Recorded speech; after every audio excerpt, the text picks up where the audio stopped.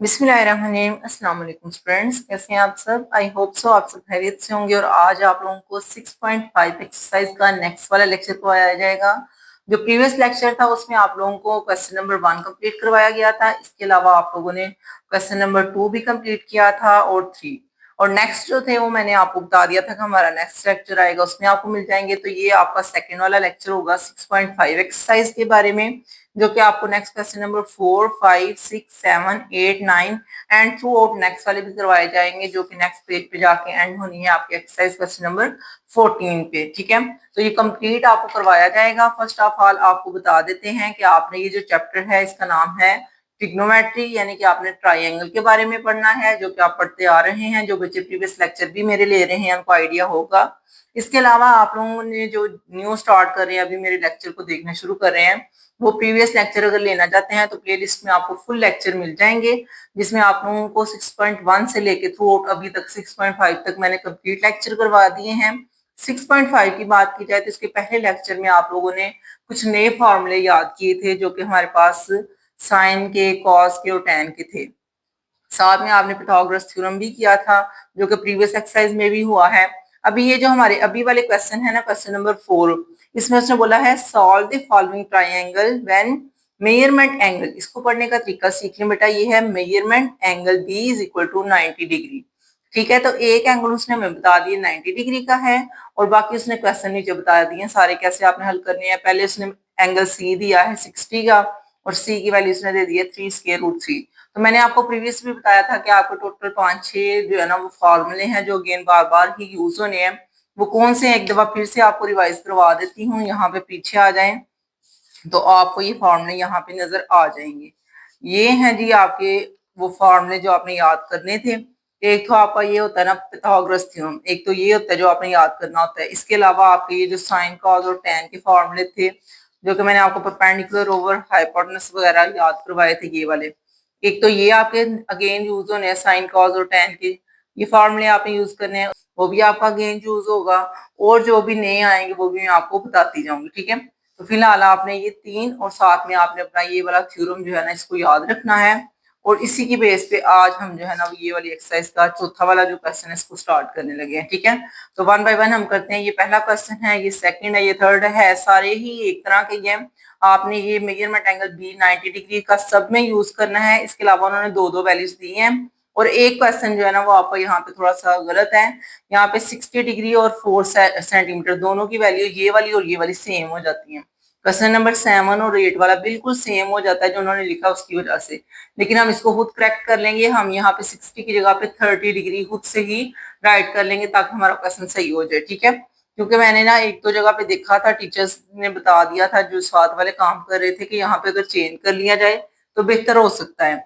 वैसे तो बुक की अगर मिस्टेक हो तो पेपर में ये सवाल नहीं आएगा, लेकिन अगर आप खुद सीखना चाहते हैं तो आप यहाँ पे 30 डिग्री लिख के तो इसको हल कर सकते हैं। तो स्टार्ट करते हैं वन बाय वन अपने क्वेश्चंस को। तो ये मैंने क्वेश्चन नंबर 4 की हेडिंग लिख ली है, जो मैंने आपको ऑलरेडी पढ़ के भी बता दी थी कि मेजरमेंट एंगल बी उसने 90 डिग्री का दिया है। यहाँ पे इन्होंने ना राइट एंगल ट्राइंगल ड्रॉ नहीं थी की हुई, तो मैंने खुद से ही क्वेश्चन में ड्रॉ कर ली है। आप भी खुद से ड्रॉ कर लीजिएगा, इससे ये होगा कि क्वेश्चन जल्दी आपको समझ भी आ जाएगा और हल भी हो जाएगा। अब देखें, ये जो राइट एंगल ट्राइंगल है ये आपने ड्रॉ कैसे करनी है वो भी सीख लें। अब आपको एक 90 डिग्री का एंगल दिया है, इसका मतलब है ये राइट एंगल ट्राइंगल। ठीक है, तो राइट एंगल ट्राइंगल ड्रॉ करेंगे, 90 डिग्री का ये हमारा एंगल होगा। इसके बाद हमारे जहन में आता है ये हमने नंबरिंग कैसे देनी है। तो सबसे पहले आप देखिए आपको एंगल कौन सा गिवन है, 60 डिग्री। एक उसने एंगल 60 डिग्री दे दिया है, जहां पे 60 डिग्री दे दिया वो सबसे पहले लिख लेंगे। ठीक है, और जो उसने एंगल दिया है उसका नाम लिख लेंगे। अगर उसने सी दिया है तो हम यहाँ पे सी लिख लेंगे। अगर उसने यहाँ पे ए का एंगल दिया होता तो हम यहाँ पे ए लिखते हैं। ठीक है, जो भी गिवन एंगल दिया होगा वो हमने यहाँ पे लिख के वहां पे उसका नाम राइट कर देना है। अगर ये हमने सी लिखा है तो तरतीब यहाँ से शुरू होगी ए बी सी। ओके, क्योंकि हमने ट्राइंगल की एक तरतीब से चलना होता है, तो हम यहाँ से शुरू करेंगे ए बी और सी। ओके, तो ये हमारी ट्राइंगल का सीक्वेंस हो गया। ए के सामने ही स्मॉल ए होता है, बी के सामने स्मॉल बी और सी के सामने ही स्मॉल सी। और स्मॉल सी की उसने वैल्यू भी दी थी 3 स्क्वायर रूट 3, और हमने वो भी राइट कर दी। ठीक है, फिलहाल आपको ये डायग्राम की समझ आ गई हमने कैसे बनाई। अब हमने स्टार्ट करना है अपने क्वेश्चन को। तो मैंने आपको बताया था कि आपने फॉर्मूले याद रखने हैं। यहाँ पे हम अप्लाई करने लगे हैं साइन का फॉर्मूला। ठीक है, वैसे तो आपने याद किया हुआ है sine theta is equal to perpendicular over hypotenuse, यही आपने याद किया ना। तो आपने यहाँ पे जो है ना वो साइन थीटा की जगह पे लिखना है साइन 60, क्योंकि वैसे यहाँ पे थीटा लिखा होता था, अब 60 की बजाय यहाँ पे 60 डिग्री, थीटा की बजाय 60 है, तो आपने भी यहाँ पे साइन 60 लिख लेना है।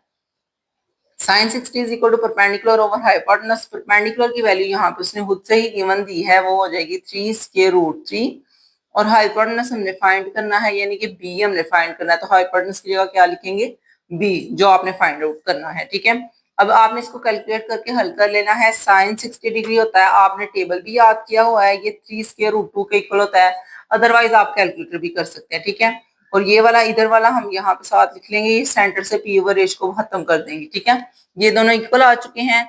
अब आपको नजर आ रहा है ये भी स्क्वायर रूट 3 है, ये भी स्क्वायर रूट 3, तो ये कैंसिल आउट हो सकते हैं क्योंकि बिल्कुल एक दूसरे के सामने आ रहे हैं। तो इसका अगला स्टेप मैं इधर लिख देती हूँ। ये देखें, ये यहाँ से खत्म हो गया तो 1/2 रह गया, और यहाँ से खत्म हो गया तो सिर्फ यहाँ पे 3/b रह गया।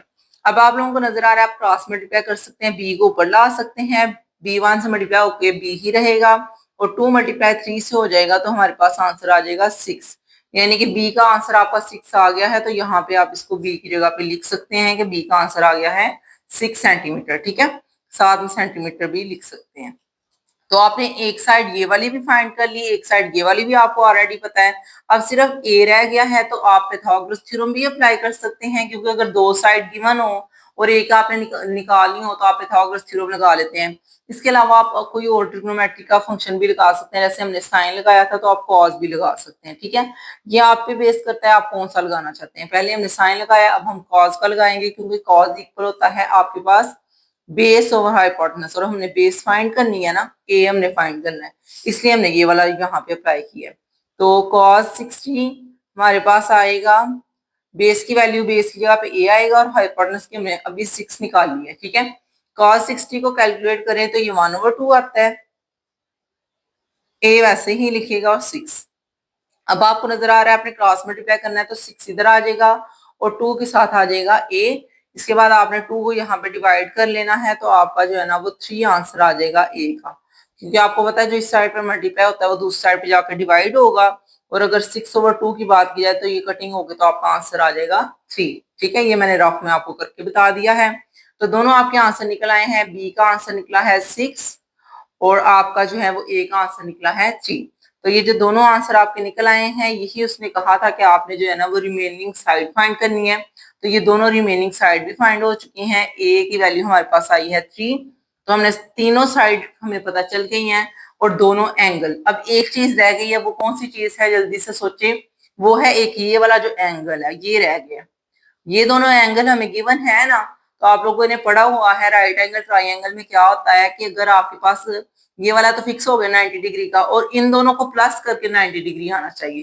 तो हम ये करेंगे, हम 90 में से 60 को माइनस करेंगे, तो हमारे पास ये वाला आ जाएगा जो कि 30 डिग्री आएगा। यहाँ पे लिखे मेजरमेंट एंगल ए जो हमने फाइंड करना है वो इक्वल होगा measurement angle B minus measurement angle C. क्या किया है हमने, ए फाइंड करना था तो हम बी में से सी को माइनस करेंगे, 90 में से 60 को माइनस कर दो, तो आपका आंसर आ जाएगा 30 डिग्री, जो कि मेजरमेंट एंगल ए हो जाएगा। ठीक है, तो तीनों चीजें फाइंड हो गई हैं, बी की वैल्यू भी फाइंड हो गई है, आपका ए की वैल्यू भी फाइंड हो गया, और एंगल भी जो एक रह गया था वो भी आपने फाइंड आउट कर लिया है। तो ट्राइंगल में तीन ही चीजें होती हैं, 3 साइड होती हैं और 3 एंगल, टोटल 6 चीजें होती हैं, और 3-3 करके वो होती हैं। हमने तीनों ही फाइंड कर ली हैं, हमने ये दोनों जो साइड रह गई थी वो भी फाइंड किए हैं, और जो एक एंगल रह गया था वो भी फाइंड आउट कर लिया है। ये वाले क्वेश्चन को मैंने आपने ब्रीफली आपको एक्सप्लेन किया है, एक एक स्टेप बताया है, ताकि आपको कोई भी कंफ्यूजन ना हो, कोई भी मसला ना हो। ठीक है, इसी तरह आपके बाकी वाले भी क्वेश्चन हैं, क्योंकि ये सारे एक जैसे हैं, रिलेट करते हैं एक दूसरे से, इसलिए अगर आपने पहला क्वेश्चन अच्छी तरह समझ लिया तो बाकी भी आपको समझ आ जाएंगी। अब यहाँ पे मैंने आपके सामने क्वेश्चन नंबर 5 राइट कर दिया है। अब क्वेश्चन नंबर 5 में भी उसी तरह आपको उसने सी एंगल दिया है 45 डिग्री, तो यहाँ पे हम लिखेंगे ये हमारे पास 45 डिग्री सी है, 90 डिग्री हमारे पास बी है, एंड आपने ये वाला जो अननोन है इसको भी फाइंड आउट करना है। तो अननोन जो है वो एंड पे हम फाइंड करेंगे, फिलहाल हमने जो है वो बी और सी फाइंड करना है। तो सबसे पहले आप कॉस का फॉर्मूला अप्लाई करेंगे। ये मेरे जहन में कैसे आता है कि हमने कौन सा फॉर्मूला अप्लाई करना है, तो उसके लिए बेटा आपने तीनों फॉर्मूले साइन का, कॉस का और टैन का अपने जहन में रखना है, क्योंकि अगर बात की जाए साइन की तो वो होता है परपेंडिकुलर ओवर हाइपोटेनस। अगर मैं साइन का लगाती हूँ तो ना ही मेरे पास परपेंडिकुलर है ना ही हाइपोटेनस है। अगर मैं कॉस का लगाती हूँ तो होता है बेस ओवर हाइपोटेनस, तो कम से कम बेस हमारे पास है तो हम ये फॉर्मूला लगा के इसको हल कर सकते हैं, ठीक है। और टैन का भी इसी तरह है, वो परपेंडिकुलर ओवर बेस होता है, वो भी हम लगा सकते थे, ठीक है। तो जो चीज आप लोगों को इजी लगे आप वो लगा सकते हैं। मैं कॉस का फॉर्मूला लगा रही हूँ, cos theta is equal to perpendicular, cos का होता है बेस ओवर हाइपोटेनस, ठीक है। तो कॉस थीटा की जगह पे हम 45 लिखेंगे और बेस की जगह पे आप लोग लिखेंगे 8 एंड हाइपोटेनस की जगह पे आप लोग लिखेंगे बी, जो आपको उस साइड की नाम है जो भी उसका वो लिख लेंगे। अब cos 45 आप कैलकुलेट करें तो ये 1/2 बनता है, तो यहाँ पे हमारे पास 1/√2 आ जाएगा। cos 45 8 वैसे लिखा जाएगा और साथ में बी क्रॉस मल्टीप्लाई करेंगे तो बी ऊपर चला जाएगा और हमारे पास क्या होगा इसके अगले स्टेप में, ये मैंने एरो लगा दिया कि अगला स्टेप यहाँ पे बी ऊपर चला जाएगा और यहाँ पे 8√2 ये आपका आंसर बन जाएगा किसका, बी का। और इसको आप इस तरह ब्रैकेट में लिख लें ताकि आपको पता चल जाए एक चीज आपने फाइंड कर लिया है हाइपोटेनस की वैल्यू। और यहाँ पे भी मैं इसी तरह ही राइट कर देती हूँ 8√2, ये जो चीज है हमने फाइंड आउट कर ली है। अब आपके पास इधर वाली वैल्यू अननोन है, वो है परपेंडिकुलर, तो उसके लिए हम साइन का फॉर्मूला अप्लाई कर लेते हैं। इधर हल्की सी लाइन लगा लेते हैं। अब हमने साइन का फॉर्मूला अप्लाई करना है, तो sine 45 degree is equal to होगा परपेंडिकुलर ओवर हाइपोटेनस। परपेंडिकुलर की वैल्यू आपके पास यहाँ पे सी है और हाइपोटेनस की वैल्यू जो है वो आपने 8√2 अभी अभी फाइंड आउट कर ली है, ये वाली, ठीक है। सारी वैल्यू अप्लाई कर दी है। साइन 45 को देखा जाए कैलकुलेटर में तो ये 1/√2 आएगा और साथ में ये है हमारे पास सी ओवर 8√2। अब ये दोनों स्क्वायर रूट 2 नीचे एक ही पोजीशन पे हैं तो ये दोनों कट हो जाएंगे। अब आपने 8 को इधर आकर मल्टीप्लाई कर देना है, तो 8 इज इक्वल टू सी आपके पास आंसर आ जाएगा इस साइड पे, जो अननोन था उसकी जगह पे। तो यहाँ पे हम लिख देंगे 8 सेंटीमीटर आपका ये वाला भी आ गया है, इस साइड वाला भी, ठीक है। तो 8 सेंटीमीटर भी आ गया है और उसके अलावा यहाँ पे हाइपोटेनस की वैल्यू 8√2 भी आ चुकी है। अब सिर्फ एक चीज है, वो है हमारे पास एंगल। तो एंगल का वही अगेन फॉर्मूला अप्लाई करेंगे जो हमने पहले किया था। Measurement angle A is equal to measurement angle B minus measurement angle C. तो बी हमारे पास 90 डिग्री है, सी हमारे पास 45 डिग्री है, माइनस करो तो 45 डिग्री ही आएगा मेजरमेंट एंगल ए। तो ये भी आपको पता चल गया, तो यहाँ पे भी हम 45 राइट कर देंगे, ठीक है। तो सारी चीजें ही आपने वैसे ही हल की हैं जैसे आपने पहले वाले क्वेश्चन में हल की थी, ठीक है। सिर्फ इतना याद रखना है कि आपने जो चीज गिवन है उसके लिहाज से आपने फॉर्मूला अप्लाई करना है। पहले हमने कॉस का किया है, फिर साइन का, एंड एट द एंड हमने एंगल फाइंड आउट कर लिया है। उसी तरह आपके पास नेक्स्ट क्वेश्चन नंबर 6 है, जिसमें आप लोगों को उसने दो साइड्स दी हुई हैं, एक ए दिया हुआ है और एक सी। तो आपने सबसे पहले राइट एंगल ट्राइंगल ड्रा करनी है, ए बी सी राइट करना है। ए की वैल्यू 12 हो जाएगी और सी की 6 हो जाएगी, ठीक है। वैल्यूज लिखनी है। इसके बाद सिंपली हमें पता है कि अगर दो साइड गिवन हो और एक रह जाए अननोन तो आपने पिथागोरस थ्योरम अप्लाई कर देना है। दो चीजें गिवन है और एक आपने फाइंड आउट करनी है, तो पिथागोरस थ्योरम लगाएंगे। हाइपोटेनस की जगह पे बी आ जाएगा, परपेंडिकुलर की जगह पे 6 आएगा और बेस की जगह पे आपका आ जाएगा 12। तो आपने सारी वैल्यूज को पुट किया, 6 का स्क्वायर 36, 12 का स्क्वायर 144। अब आप इनको प्लस करेंगे तो 180 आएगा और 180 का स्क्वायर रूट को अगर आप कैलकुलेटर करते हैं तो आता है 6√5। तो बी का आंसर आ जाएगा 6√5। यहाँ पे भी स्क्वायर रूट आता है तो ये दोनों कैंसिल आउट हो जाएंगे, बी की वैल्यू आ जाएगी 6√5। तो ये वाला आपने जो है ना एक अननोन जो था ना ये वाला वो फाइंड आउट कर लिया है, तो यहाँ पे इसको लिख भी लो, ये आ गया 6√5। इसके बाद आपके पास अगर तीनों साइड गिवन है तो अब चीज रह जाती है एंगल्स। एंगल में एक एंगल तो हमें 90 डिग्री उसने खुद क्वेश्चन के शुरू में ही बता दिया था। अब दो अननोन है, एक इधर वाला और एक इधर वाला, ठीक है। तो सबसे पहले हम एंगल सी के लिहाज से देखते हैं मेजरमेंट एंगल सी साइन के लिए, ठीक है। Sine measurement angle C is equal to perpendicular over hypotenuse, ठीक है। वैल्यूज पुट करेंगे, वैल्यूज पुट करने के बाद आपको नजर आ रहा है ये 6 से कैंसिल आउट हो जाएगा तो 1/√5 आएगा और साइन को दूसरी साइड पे ले जाए तो ये इनवर्स हो जाता है, साइन इनवर्स 1/√5। जब आप इसको कैलकुलेट करते हैं तो आप आंसर आएगा 26.6 डिग्री, जो कि एक एंगल आपने अभी फाइंड आउट कर लिया है ये वाला, ठीक है। इसकी जगह पे आप लिखेंगे 26.6 डिग्री। एक एंगल आपने फाइंड कर लिया है और जो है एक अननोन रह गया है। तो फॉर्मूला आपने प्रीवियस जैसे किया है सेम वैसे ही करेंगे। आप यहाँ पे लिखेंगे measurement angle A is equal to measurement angle B minus measurement angle C. Angle B हमारे पास 90 है और एंगल सी आपने अभी फाइंड किया है 26.6 डिग्री। ठीक है, तो इन दोनों को जब आप माइनस करते हो तो आपका आंसर आ जाएगा माइनस होने के बाद 63.4 डिग्री। ठीक है, ये मैंने साथ साथ कैलकुलेट कर लिया है और ये आपका आंसर आ जाएगा जो एक अननोन एंगल रह गया था। तो तीनों एंगल भी फाइंड आउट हो चुके हैं एंड तीनों साइड भी फाइंड आउट हो चुकी हैं। इसी तरह आपके पास क्वेश्चन नंबर 7 है जिसमें आप लोगों को जो है ना मेजरमेंट एंगल ए दिया है 60 डिग्री। जहां पे भी एंगल आपको गिवन हो जाता है ना, बेशक वो ए हो या सी हो, वो 90 डिग्री के बिल्कुल साथ इधर लिखा जाएगा हॉरिजॉन्टल लाइन के ऊपर। ठीक है, यहाँ पे स्टार्टिंग पे लिखा जाएगा और यहाँ पे ही उसका नाम लिख दिया जाएगा। अगर सी है गिवन तो यहाँ पे सी लिखा जाएगा, अगर ए है गिवन तो यहाँ पे ए लिखा जाएगा। ठीक है, तो उसने दिया था मेजरमेंट एंगल ए, तो हम यहाँ पे ए लिख के साथ 60 डिग्री लिखेंगे। 90 डिग्री तो आपको पता है स्टार्ट पे क्वेश्चन में बता दिया गया था। तो ये तरतीब से हमारे पास A B C rectangle sorry एक ट्राइंगल बन चुकी है और इसमें आप लोगों ने जो है ना वो क्वेश्चन की वैल्यूज जो थी वो गिवन रख दी हैं। 4 यहाँ पे दिया गया, ए और बी आपने फाइंड आउट करना है। सिंपली आपको साइन कॉस और टेन तीन फॉर्मूले दिए जाते हैं, आपके जहन में होते हैं, उन्हीं को आपने यूज करना है।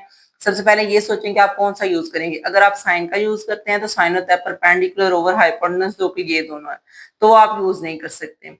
इसके अलावा कॉस है तो वो होता है बेस ओवर हाइपोटेनस, वो भी आप यूज करते हैं। यहाँ पे टेन, तो जो भी आप यूज करना चाहते हैं आप कर सकते हैं। मैं यहाँ पे टेन का फॉर्मूला अप्लाई करती हूँ। टेन 60 इज इक्वल टू हमारे पास ए ओवर सी लिखा जाएगा, क्योंकि हमें पता है ये परपेंडिकुलर ओवर हाइपोटेनस होता है। ठीक है, परपेंडिकुलर ओवर बेस सॉरी। तो बेस की वैल्यू अप्लाई किया, यहाँ पे बेस की वैल्यू 4 थी, इसकी वैल्यू ए है। अब ये जो 4 है यहाँ पे क्रॉस मल्टीप्लाई होगा, इधर चला जाएगा तो 4 स्क्वायर रूट 3 हमारे पास आ जाएगा ए। उसके बाद उसी तरह cos 60 की वैल्यू आपने अप्लाई की है, तो cos 60 होता है हमारे पास परपेंडिकुलर बेस ओवर हाइपोटेनस। तो बेस की वैल्यू हमारे पास जो है वो 4 है और हाइपोटेनस की वैल्यू जो है वो आपके पास बी है, हाइपोटेनस की जगह पे आ जाएगा बी। तो यहाँ पे 4 और बी अप्लाई कर दिया है। cos 60 की वैल्यू 1/2 है। ठीक है, तो ये आपको नजर आ रहा है बी यहाँ पे पूरा मल्टीप्लाई हो जाएगा, 4 2 के साथ मल्टीप्लाई हो जाएगा तो 8 आ जाएगा बी का आंसर, क्योंकि क्रॉस मल्टीप्लाई होगा। ठीक है, तो दोनों चीजें पता चल गई आप लोगों को, बी का भी और ए का भी। तो तीनों साइड जो अननोन थी आपने फाइंड आउट कर ली है। यहाँ पे साथ साथ इनके पुट भी कर देते हैं। वैल्यू ये है 4 स्क्वायर रूट 3 और इसकी वैल्यू है 8। तो साथ साथ हमने वैल्यूज भी लिख दी हैं। अब आपने अननोन एंगल फाइंड करना है, क्योंकि ये दोनों तो हमें पता है और ये जो अननोन है इसके लिए हमने फॉर्मूला अप्लाई कर देना है। Measurement angle C is equal to measurement angle B minus measurement angle A. तो 90 में से 60 माइनस करेंगे तो हमारे पास मेजरमेंट एंगल सी आ जाएगा 30 डिग्री। और यहाँ पे हम इसको क्वेश्चन के अंदर पुट भी कर देंगे, ताकि जो है ना हमें पता चल जाए हमारी 6 की 6 चीजें जो है वो फाइंड आउट हो चुकी हैं। सेम एज इट इज आपने क्वेश्चन नंबर 8 को कर लेना है। यहाँ पे मैंने आपको बता दिया था कि ये मिस्टेक है, यहाँ पर 60 डिग्री लिखा हुआ था ए का बुक के ऊपर, तो वो आप करेक्ट करके तो 30 डिग्री कर लें और ये वाला ठीक है, सही रहेगा। सेम एज इट इज जो वाला एंगल आपको गिवन है वो यहाँ पे लिखा जाएगा और जो आपने उससे लिहाज से जो है ना वो साइड लिख लेनी है। यहाँ पे ए बी सी लिखा जाएगा, ए के सामने हमारे पास यहाँ पे ए होगा, बी के सामने यहाँ पे बी एंड सी के सामने यहाँ पे सी। इसके बाद अगला स्टेप क्या होता है कि आपने जो है ना वो 90 डिग्री लिख देना है, क्योंकि ये तो हमें ऑलरेडी क्वेश्चन के स्टार्ट में दिया गया है और 30 डिग्री भी आपको उसने क्वेश्चन में दे दिया है। अब आपको पता है एक चीज गिवन है आपको, सिर्फ बेस। तो आप tan का फॉर्मूला अप्लाई करेंगे और tan का फॉर्मूला हमारे पास होता है परपेंडिकुलर ओवर बेस, और परपेंडिकुलर हमारे पास क्या है यहाँ पे फिलहाल a और बेस है हमारे पास 4। तो हमने फॉर्मूला अप्लाई किया, यहाँ पे tan 30 की वैल्यू 1/3 आ गई है, a की वैल्यू आपके पास वैसे की वैसे ही रहेगा और सी जो है वो आपके पास 4 लिखा जाएगा, जो कि है बेस। ठीक है, अब आपने क्या करना है, अब आपने क्रॉस मल्टीप्लाई करना है, तो 4 ऊपर चला जाएगा और 3 नीचे रहेगा। ठीक है, आई थिंक सो यहाँ पे मैंने थोड़ी सी मिस्टेक की है, यहाँ पे स्क्वायर रूट 3 था, 1/√3, तो 4/√3 आ जाएगा और यही आपका आंसर होगा किसका, ए का। तो यहाँ पे आप लिखेंगे ए का आंसर आया है 4/√3। मैं 7 लिखने लगी थी, 4/√3।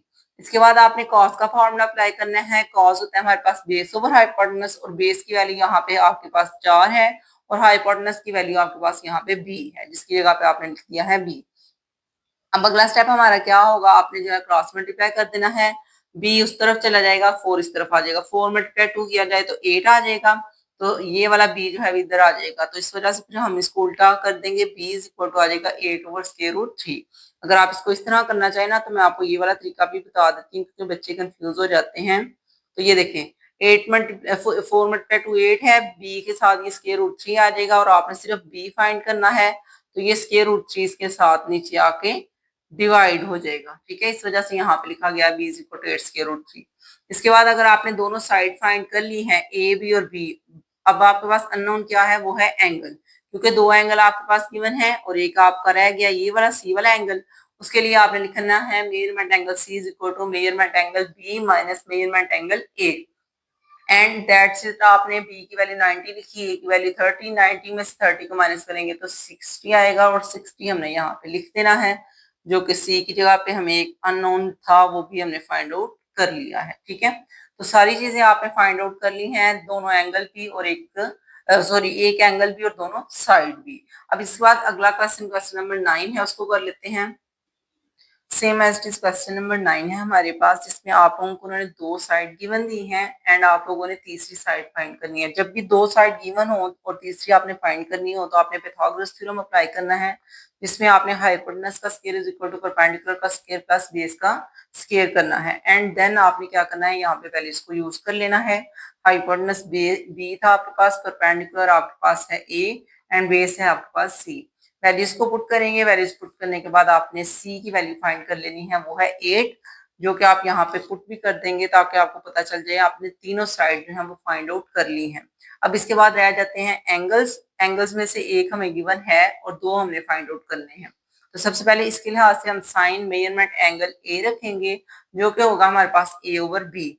ए हम कह रहे हैं परपेंडिकुलर को और बी हम कह रहे हैं हाइपोटेनस को। ठीक है, अब ए की वैल्यू 6 रखेंगे, बी की वैल्यू 10 रखेंगे, एंड देन आपने जो है वो साइन को इधर लाके इन्वर्स कर देना है, एंड इसको जब आप कैलकुलेट करेंगे तो इसका आंसर आएगा 36.9 डिग्री। ये मेजरमेंट एंगल ए है आपके पास। एंड देन आपने जो है वो मेजरमेंट एंगल सी फाइंड करना है। तो सी के लिए पहले तो हम यहाँ पे इसकी वैल्यू लिख देते हैं, हमें पता चल गया 36.9 डिग्री।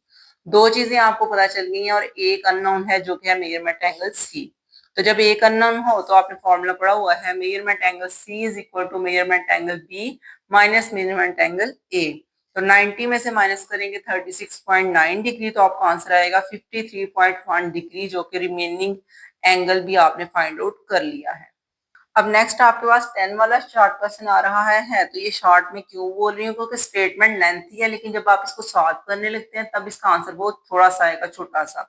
वो कैसे है कि अगर आप देखें, सबसे पहले वो आपको बता रहे हैं let Q and R be two points on the same bank of a canal. कह रहे हैं एक जो है ना वो कोई नदी बह रही है, ठीक है, उसके अंदर क्या हो रहा है कि आपने जो है ना वो दो पॉइंट लिए हैं एक ही सेम साइड के। ठीक है, यहाँ पे वो इस साइड पे भी हो सकते हैं और इस साइड पे भी।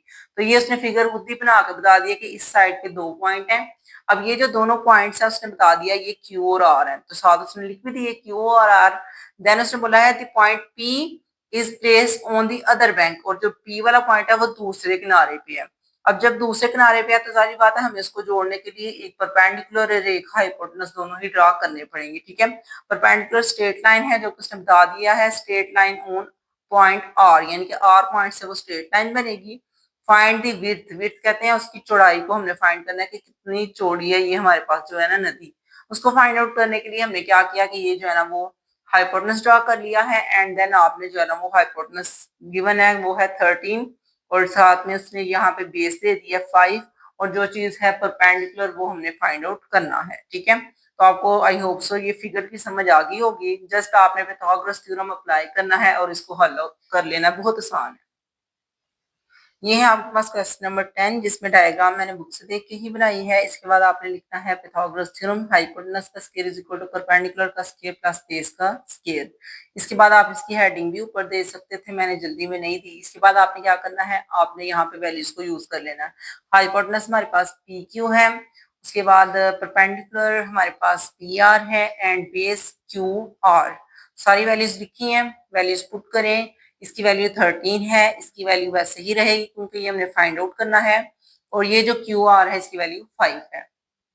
5 का स्क्वायर 25, 13 का स्क्वायर 169, इन दोनों को माइनस करेंगे तो 144 आएगा, एंड देन दोनों तरफ स्क्वायर रूट लें तो इसका आंसर 12 आ जाएगा, जो कि है हमारे पास विड्थ। ठीक है, तो हम यहाँ पे लिख देंगे सो दी विड्थ इज 12 सेंटीमीटर। तो आपकी वो जो कैनाल थी, जो आपकी नदी थी, उसकी जो है ना वो लेंथ या विड्थ जो भी वो पूछना चाह रहे थे वो 12 सेंटीमीटर है। इसके बाद नेक्स्ट क्वेश्चन नंबर 11 है आपके पास, जिसमें आपको नजर आ रहा है कि इन्होंने दो ट्राइंगल बनाई है, ठीक है दोनों 90 डिग्री की है। इसका 90 डिग्री यहाँ पे है और इसका 90 डिग्री यहाँ पे है। 90 डिग्री के सामने हाइपोटेनस होता है, इसलिए मैंने आपको बताया कि इसका 90 डिग्री यहाँ पे है, तो ये हाइपोटेनस है।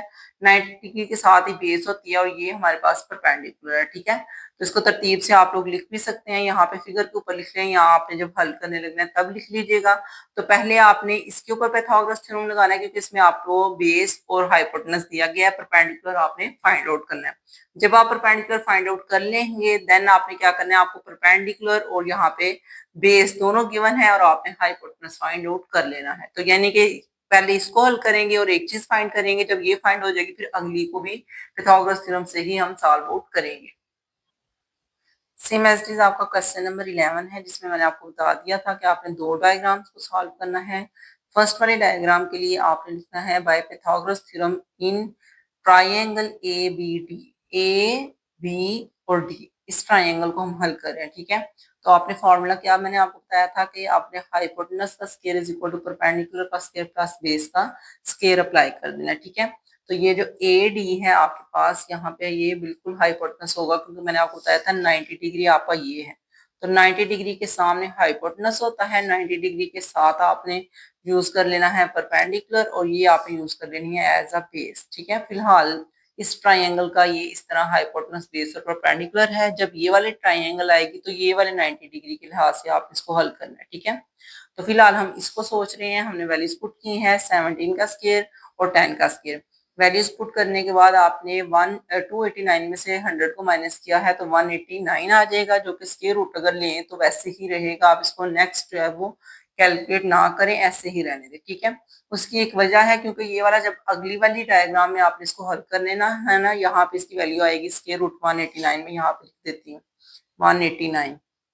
जब नेक्स्ट डायग्राम में इसने हल होना है तो फिर ये वैल्यू स्क्वायर होने की वजह से कैंसिल आउट हो जाएगी, जैसे आपको नीचे दिखा देती हूँ। अब हम अगली ट्राइंगल देख रहे हैं बी सी डी, जो कि ये है बी सी और डी। इस ट्राइंगल को जब हम देखेंगे तो ये 90 डिग्री है, इसके सामने ये हमारे पास हाइपोटेनस होगा। तो हाइपोटेनस का स्क्वायर इज इक्वल टू आ जाएगा हमारे पास परपेंडिकुलर का स्क्वायर प्लस बेस का स्क्वायर। और वैल्यूज को जब आपने पुट करना है, वैल्यूज पुट करने के बाद आपका अगला स्टेप, वैल्यूज को पुट करने के बाद आपका अगला स्टेप क्या होगा कि आपने जो है ना वो स्क्वायर रूट को स्क्वायर से कैंसिल आउट कर देना है, तो 189 आ जाएगा। 189 में से हम 8 का स्क्वायर यानी कि 64 जब माइनस करते हैं तो वो हमारे पास आ जाएगा 125, जिसका अगर आप स्क्वायर रूट लेते हैं दोनों साइड पे इसको कैंसिल आउट करने के लिए, तो 125 को कैलकुलेट करें तो ये आता है 5 स्क्वायर रूट 5, जो कि आपका एक्स का आंसर भी निकल आएगा, जो आपने यहाँ पे एट द एंड पुट कर लेना है। ये आया है 5 स्क्वायर रूट 5, ठीक है। ये हमारे पास आंसर आ चुका है। दोनों डायग्राम में आपने एक में ये वाली चीज फाइंड करनी थी, एक में ये वाली चीज, तो दोनों चीजें ही आपने फाइंड आउट कर ली हैं with the help of Pythagoras theorem. Next आपके पास क्वेश्चन नंबर 12 है, जिसमें आपको सबसे पहले समझना पड़ेगा उसने क्वेश्चन में क्या गिवन दिया है। If the ladder is placed, ladder क्या होती है, जो आपकी लकड़ी की सीढ़ी नहीं होती उसकी बात कर रहे हैं, ठीक है। अभी आपको नजर भी आ जाती है। If the ladder is placed along the wall, यानी कि एक दीवार के साथ आपने लकड़ी की सीढ़ी को खड़ा कर दिया है, such that the foot of the ladder is 2 metre away from the wall.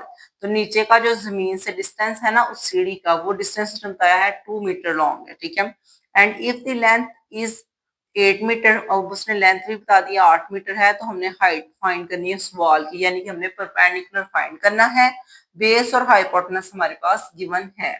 अब इसी क्वेश्चन को आप ड्राइंग बनाएंगे, एक डायग्राम बनाएंगे जिसमें आपने राइट एंगल ट्राइंगल की मदद से जो है ना इसको फाइंड आउट कर लेना है। ये है हमारे पास क्वेश्चन नंबर 12, जिसमें मैंने आपको बता दिया था कि आपने राइट एंगल ट्राइंगल बना देनी है एंड देन आपने क्या करना है, आपने बता देना है हमने पाइथागोरस थ्योरम अप्लाई किया है। हाइपोटेनस का square is equal to perpendicular का स्क्वायर प्लस बेस का स्क्वायर। वैल्यूज को पुट करेंगे, हाइपोटेनस 8 है, बेस हमारे पास 2 है और परपेंडिकुलर हमने फाइंड आउट करना है, जो कि एक्स का स्क्वायर बन जाएगा।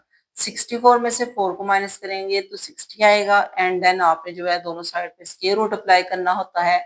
और अगर हम स्क्वायर रूट अप्लाई करते हैं तो ये तो कैंसिल आउट होके एक्स रह जाएगा, लेकिन जो 60 है उसको आपको कैलकुलेट करना पड़ेगा, तो ये 7.75 आएगा, जो कि इसकी हाइट बता रहा है इसकी वॉल की। तो हम यहाँ पे लिखेंगे 10 the height of a wall is 7.75 metres, ठीक है।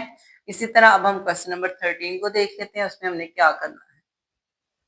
तो ये आपके पास क्वेश्चन नंबर 13 का भी उसी तरह ही है। आपको उन्होंने राइट एंगल ट्राइंगल दी हुई है, बस बच्चों को कंफ्यूज करने के लिए पहले एक स्क्वायर बनाया है, फिर उसके अंदर से जो है ना उन्होंने एक डायगोनल को ड्रॉ किया है। लेकिन इसमें आपने कंफ्यूज नहीं होना है, सारा कुछ वही है। आपने एक्स की वैल्यू फाइंड आउट करनी है और वही पाइथागोरस थ्योरम लगेगा और वैसे ही ये हल होगी। Same as it is question number 4 में भी, यहाँ पे भी आपने पाइथागोरस थ्योरम अप्लाई करके एक्स की वैल्यू फाइंड करनी है। ये अलग ट्राइंगल है, इसमें भी आपने पाइथागोरस थ्योरम लगाना है, और ये अलग ट्राइंगल है, इसमें भी आपने पाइथागोरस थ्योरम ही लगाना है। यानी कि ओवरऑल ये आपके 1 2 3 4 तरह के क्वेश्चन बन जाते हैं और इन सब में ही पाइथागोरस थ्योरम ही अप्लाई होगा। Same as it is question number 13 में आपने पाइथागोरस थ्योरम अप्लाई कर दिया है एंड देन आपने जो है वो वैल्यूज को भी पुट किया है। वैल्यूज पुट करने के बाद आपने ये जो है ना दोनों स्क्वायर्स ओपन कर लेने हैं, ठीक है। स्क्वायर ओपन क्यों करने हैं, क्योंकि जारी बात है अगर स्क्वायर लगा हुआ है और आपने एक्स फाइंड करना है तो एक्स फाइंड करने के लिए हमें स्क्वायर भी ओपन करने पड़ेंगे, ठीक है। स्क्वायर ओपन करेंगे with the help of formula a का स्क्वायर प्लस बी का square plus 2ab। Same as it is a का स्क्वायर प्लस बी का स्क्वायर प्लस 2ab लगेगा। फार्मूला अप्लाई करने के बाद आपने 9 का स्क्वायर किया वो 81 है, 9 को 2 से मल्टीप्लाई किया तो 18, उसी तरह 7 का स्क्वायर किया तो 49, इन दोनों प्लस कर लें तो 2x का स्क्वायर, 7 मल्टीप्लाई 2 करें तो 14 आ जाता है, ठीक है। इसके बाद आपने इन तीनों अमाउंट्स को इधर ला के माइनस कर देना है। 2x स्क्वायर में से x को माइनस करेंगे, 14 और 18 ये दोनों एक साइड पे लिखे जाएंगे और 81 और 49 एक साइड पे लिखे जाएंगे। इन सबको जब हम हल करते हैं तो आपका आंसर आ जाएगा x का स्क्वायर माइनस 4x माइनस 32, ठीक है। ये आपके पास जो है ना वो अब बन चुका है एक ऐसा फॉर्मूला जिसमें आपने फैक्टराइजेशन अप्लाई करनी होती है, और यहाँ पे हम फैक्टराइजेशन करेंगे एंड एट द एंड आपके दो आंसर आएंगे एक्स के। अब आपने फैक्टराइजेशन कर ली है, तो फैक्टराइजेशन करने के बाद आपको पता है कि आपके दो आंसर आते हैं। फैक्टराइजेशन हमने इस तरह किया, 8 4 32 होता है और 8 में से अगर हम 4 को माइनस कर लेते हैं तो वो 4 ही आएगा, ठीक है। बड़ी अमाउंट का साइन भी आ जाएगा साथ माइनस। इसके बाद आपने क्या करना है, आपने कॉमन शामन ले लिया है, एक आंसर -4 है और एक आंसर आ रहा है 8। तो -4 को आप इग्नोर करेंगे, इग्नोर इसलिए करते हैं क्योंकि हमारे पास नेगेटिव वैल्यू इनमें नहीं आती।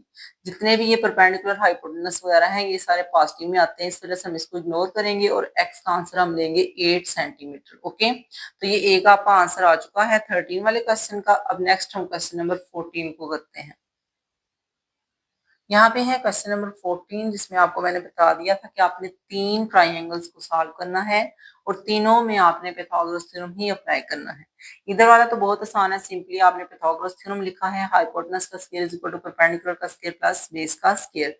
तो ये था आपके पास 90 डिग्री और 90 डिग्री के सामने हमारे पास होता है हाइपोटेनस, तो ये हो गया हाइपोटेनस, ये हमारे पास परपेंडिकुलर है और ये बेस है। वैल्यूज लिखेंगे, पहले इसको पुट करेंगे और उसके बाद आपका जो आंसर आ जाएगा वो आएगा 16 सेंटीमीटर, जो कि अननोन था वो आपने फाइंड आउट कर लिया है। इसी तरह आपने यहाँ पे जब सॉल्व करने लगना है आपने इस बात को याद रखना है, जहन में रखना है कि जो इसकी लेंथ है वही इसकी लेंथ है, यानी कि ये दोनों बराबर है। उसने बोल दिया measurement A B is equal to measurement B C, तो इसका मतलब है कि उन्होंने बी सी की वैल्यू अगर 4 सेंटीमीटर दी है क्वेश्चन के अंदर गिवन है, तो ये जो अननोन है इसमें भी आप 4 सेंटीमीटर ही लिखेंगे, ठीक है। तो ये दोनों इक्वल होने की वजह से 4 सेंटीमीटर आएंगे। बारी बारी हल कर लेते हैं, पहले ये वाली ट्राइंगल बेशक कर लें, ये वाली करनी चाहिए क्योंकि फिर ये वाली वैल्यू फाइंड आउट हो जाएगी, तो जब ये दोनों आपको पता होंगे फिर आप ये वाला भी हल कर लेंगे।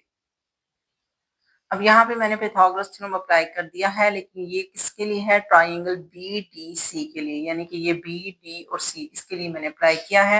यहाँ पे आपके पास हाइपोटेनस 5 है, परपेंडिकुलर आपने फाइंड आउट करना है और बेस की वैल्यू क्या है 4। तो पहले इसको पुट करने के बाद आपके पास जो परपेंडिकुलर अननोन था वो निकलेगा यहाँ पे 3, जो कि बी डी यहाँ पे लिखा जाएगा, ठीक है। यहाँ पे मैं लिख भी देती हूँ ताकि आपको याद रहे कि इसका आंसर आ चुका था 3, जो कि है हमारे पास परपेंडिकुलर, ठीक है। अब उसी तरह जब इस साइड को देखेंगे तो यहाँ पे भी हमारे पास ये परपेंडिकुलर, ये बेस और ये हाइपोटेनस होगा, और वैल्यूज को पुट करने के बाद आपने जो है ना वो इसका हाइपोटेनस फाइंड कर लिया है जो कि है यहाँ पे 5, ठीक है। और ये वाला भी आपने यहाँ पे एट द एंड आंसर में लिख देना है कि आपका ये आंसर आ चुका था 5, ठीक है। तो ये आपके सामने मैं रख देती हूँ थोड़ी देर के लिए ताकि आप ये दोनों वैल्यूज को लिख लें। अब इसके बाद मैं आपको बता देती हूँ नेक्स्ट हमने करनी है एक्सरसाइज 6.6। एक्सरसाइज 6.5 कंप्लीट हो चुकी है। इसके बाद जो नेक्स्ट वाले क्वेश्चन है ना वो आपको यहाँ से नजर आ रहे हैं इंट्रोडक्शन से, ये जो है ना स्टेटमेंट वाले क्वेश्चन है, ठीक है, जो नेक्स्ट एक्सरसाइज में आपके करने हैं। और ये वो सारी जो है ना वो एक्सरसाइज है जो कि स्टेटमेंट के हवाले से है, जो कि इंशाल्लाह आपको नेक्स्ट करवाई जाएगी। इसके बाद ये यूनिट एंड हो जाना है, ये हमारी लास्ट एक्सरसाइज होगी। इसके बाद आपने इसके बाद आपने रिव्यू की तरफ जाना है। और अगर आपको वीडियो की समझ आ रही है, वीडियो को लाइक किया करें, चैनल को सब्सक्राइब किया करें ताकि नेक्स्ट वीडियोस भी आप तक पहुंचती रहें। अल्लाह हाफिज।